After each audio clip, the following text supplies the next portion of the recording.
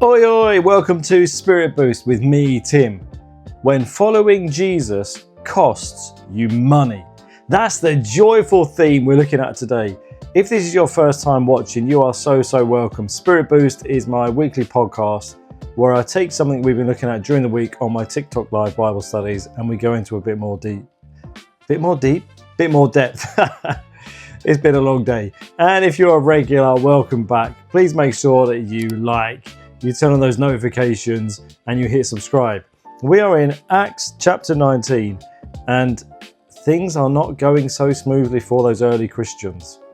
If you've been told that everything will be amazing when you give your life to Christ, you'll get wealthier, you'll get healthier, you'll get happier, you'll look younger, you'll be fitter, you'll be stronger, everyone will love you.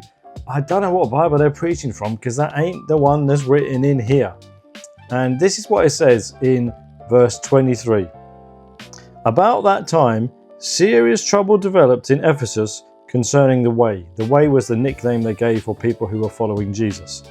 It began with Demetrius, a silversmith who had a large business manufacturing silver shines.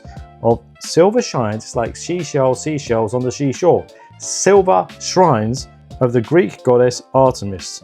He kept many craftsmen busy. He was a major player in business. And people coming to Christ was affecting his bottom line. People were not buying as many statues as they used to buy. They weren't buying idols anymore because they were following Christ. That hit his pocket, and guess what? He's not happy. And the same is true today. When following Jesus makes an impact on your wallet, when it makes an impact on your business, some people don't like it. If you've chosen to follow Christ and you say, from now on, I'm going to do things legit. I'm not going to do any backhanders. I'm not going to bend the rules a little bit. I'm not going to ignore where I should pay something. That costs you profit. That hurts. That hits you where you could spend money. And this is what happens. He called together all these craftsmen and many others employed in similar trades and said, gentlemen, you know our wealth comes from this business. He's not messing around. It's all about the money. And the same is true. When revival breaks out and people come to Christ, there is a knock-on effect to people's finances. Some people will celebrate. They see the change in people's lives. Other people will kick off. Think about the businesses that operate near where you live. Maybe some of them are not the most glorifying to God. When people come to Christ in massive numbers, it has an impact. And people don't always appreciate their livelihood being hit because people have turned to Christ. As you've seen and heard, this man Paul has persuaded many people that handmade gods aren't really gods at all. Well, I don't think it's Paul who's persuaded people. It just seems common sense to me. But even today, people still like to have something tangible they can touch. I was in Italy recently and they paraded this statue through the streets of San Antonio carrying a baby. What are you doing? You're grown adults with common sense. What are you doing? Worshipping a statue made by hand. That's not a god at all. It didn't take much for Paul to convince people, you're living in foolishness. That's just a statue made by some dude over there. You know the guy who makes it. He's made it out of silver. That's not the real God. It's a fake. It's powerless. The message of Jesus confronts false gods. If you have a false god in your life, if you have set something else to worship and put as number one in your life, the message of Jesus confronts it and calls it out and says it's false, it's not real, it's not true, it doesn't have power, it can't forgive you, it can't change you. Only the person of Jesus is the true God who has the power to change you and set you free. And he says, you know what, Paul's not only done this, he's done it in the whole province. This is hitting our profit margin. Of course, I'm not just talking about the loss of public respect for our business. I'm not just talking about people not wanting to buy our goods anymore. Oh no, of course not. Let's put on a veneer of religion. I'm also concerned the temple of the great goddess Artemis will lose its influence, and that Artemis, the magnificent goddess worshipped throughout the province of Asia, will be robbed of her great prestige. Yeah, right, bro. You're just bothered about money. Because if Artemis truly was a great goddess, Surely she would have her own prestige. You don't need to worry about someone pointing out that they're just little statues. At this, their anger boiled, and they began shouting, "Great is Artemis of the Ephesians." Someone who is trapped in denial and deceit can be so easily whipped up. A crowd can be so easily stirred up to start chanting like a football chant. "Come on, you Irons, great is Artemis." I mean the Artemis, the little silver statues that you make every day and sell to people for a nice profit. You're chanting that she's great. Right, okay. That's the deceit of religion. You see it in the world today when people get stirred up, they're zealous, and they start chanting and screaming and shouting. Allahu Akbar, Allah. All they can do is scream and shout. What are you doing, bro? Really, is that the best you've got? Is that the way to operate? Religion is about fear and control, and it only has one response, which is anger. It boils up because they're losing control, rather than questioning the reality that they are making a handmade God with no power. Soon, the whole city was filled with confusion.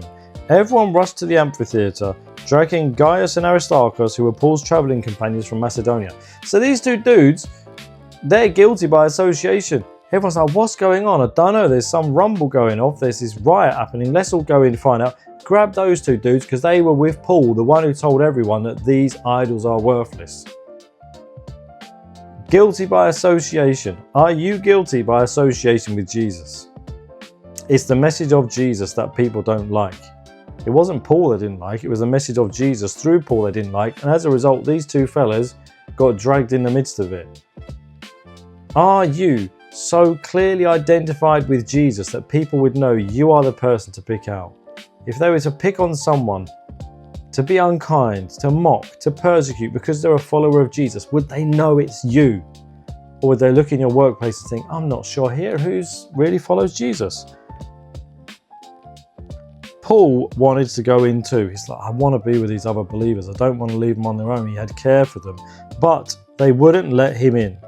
Some of the officials of the province, who were friends of Paul, sent a message to him begging him not to risk his life. They said, these guys are nuts. They've lost the plot. They're going crazy. Please do not go in. Even officials of the province had given their life to Christ. They'd realized this is true. Jesus was permeating every section of society. And people's lives were being transformed for the better. But it will affect your money. When you give your life to Christ, I promise you it will affect your wallet too. Because Jesus says your money, your possessions, your assets are now his, not yours. It's not what can I get for me. It's Lord, how can I use this for you in your kingdom? How do you want me to bless others? Where do you want me to give this money? Jesus said it's better to give than receive. He didn't say hoard it all for yourself and build your own little kingdom and your own little powerhouse. He has given you resources to bless others. You may not have many resources, but he still wants you to use them. King David said in the Old Testament, I don't want to give a sacrifice that cost me nothing. I don't want to say to God, yeah, I really love you, there's 2p. I'll keep the rest for myself. There is a sacrifice financially for us individually following Christ. Inside, people were all shouting, some one thing, some another. People are just confused. It's nonsense and crazy behavior that draws people away from Jesus. Some people don't even know why, but they're drawn up in this, I don't believe in God, I'm not sure God's real. Why not? I don't even know. You don't even know why you don't think God's not real. You don't even know why you're an atheist. You don't even know why you're trapped in another religion. They're just drawn along by the crowd like a lemming who just follows along everyone else. Use your brain. Make your own choices. Make your own decisions. In fact, most of them didn't even know why they were there.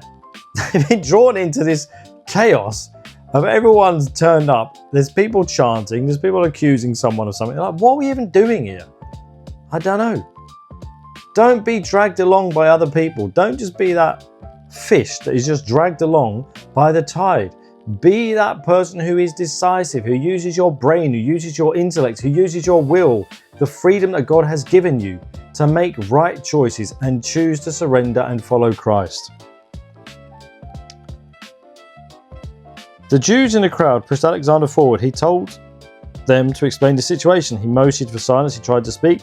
When they realized he was a Jew, they started going nuts again. For 2 hours, great is Artemis of Ephesus. Great is Artemis of Ephesus. They just kept on. They could not stop but shouting. Some people are not open to a discussion. Some people do not want to have a conversation. All they want to do is shout blindly their own foolish view. You know, I get it all the time on TikTok. People will come and they'll put something in caps lock and it's like a declaration. So what is that? Do you have a comment? Do you have a question? The same thing again, same thing again. Well, you're not open to a conversation. You're just shouting. You're just adamantly shouting the same thing as if saying it over and over again is going to make it come true. No, you're just controlling. You're just manipulative. Be a person who is open to discussion and conversation. At last, the mayor was able to quiet everyone down to speak. He said, guys, everyone knows Ephesus is the official guardian of the great Artemis whose image fell down from heaven. I'm not quite sure about that. This is an undeniable fact. I think it is deniable because it's not true. But you should stay calm. Don't do anything rash. You've brought these men here, but they've stolen nothing from the temple and they've not spoken against our goddess. They've not done anything wrong. Why have you brought them here? Just calm down. Even someone who is deluded and believes that Demetrius, I gotta get her name right till I'm tired, Artemis fell from heaven. It's raw in here, we don't do editing. Artemis had fallen from heaven. It's undeniable. Well, yeah, it is actually. Even though they're totally deluded, they still had common sense. God can use someone who's totally deluded to bring peace to a situation. But are you willing to make a stand for Christ, even if it costs you? Paul and these other believers made a stand for Christ, even though it cost them, even though people were thrown into uproar, even though it just took one man who had a bee in his bonnet to whip up the crowd and people were so easily led, they started kicking off and creating this riot and people didn't even know why they're there. Just because they pointed out that these little statues are pointless, they're harmless, they're not a god.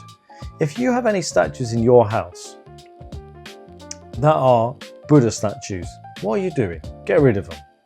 If you have statues of angels, trinkets, little spiritual things, they are harmless, they are not a god, they are powerless, but they are also linked to demonic spirits. I encourage you to get them out of your house, throw them in the trash, get rid of it, don't have it in your possession.